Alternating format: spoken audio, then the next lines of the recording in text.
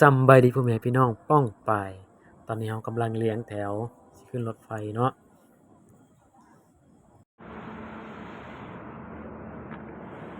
อันนี้ก็คือรถไฟที่เราสินั่งไปหนองคายเราสิขึ้นรถไฟเดินทางไปหนองคายเนาะทุกคนคนก็หลาย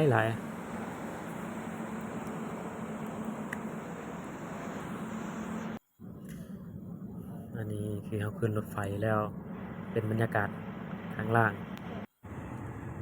นี่รถไฟออกแล้ว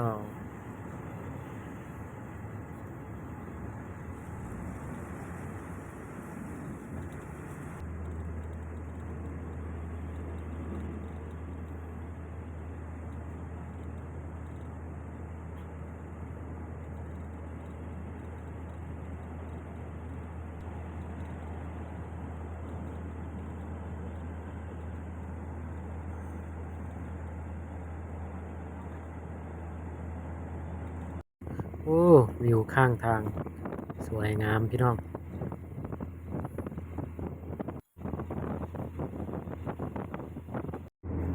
ตอนนี้กำลังสิข้ามแม่น้ำเนาะทุกคนแม่น้ำก็กว้างแนมเบิ่งสุดแสงหูแสงตาเลยพี่น้องกว้างหลาย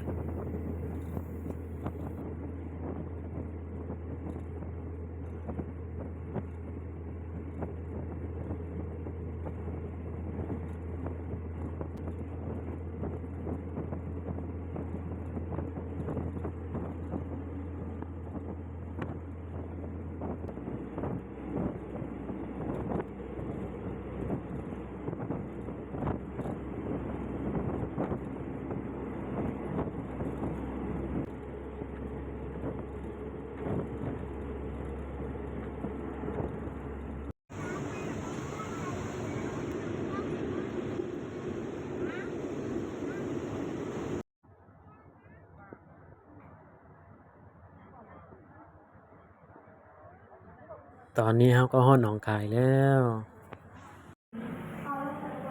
นี่ก็คือสถานีรถไฟหนองคาย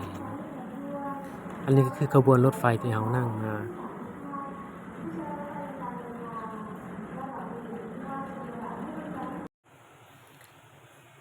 อันนี้ก็คือไอ้หน้าด่านหนองคายเนาะคนก็ค่อนข้างจะหลาย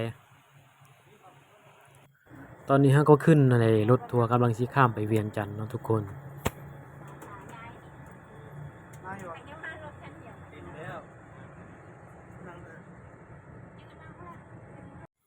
รถออกแล้ว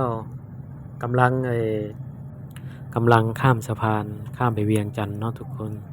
อันนี้ก็คือไอ้แม่น้ำของ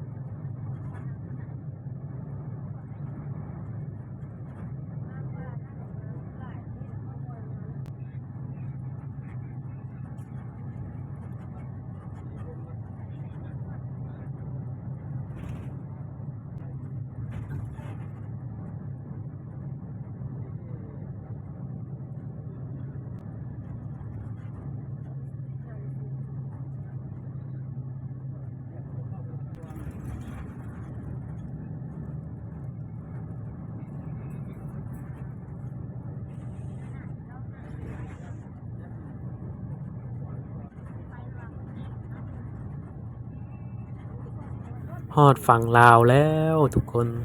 นี่คือบรรยากาศอยู่ฝั่งลาว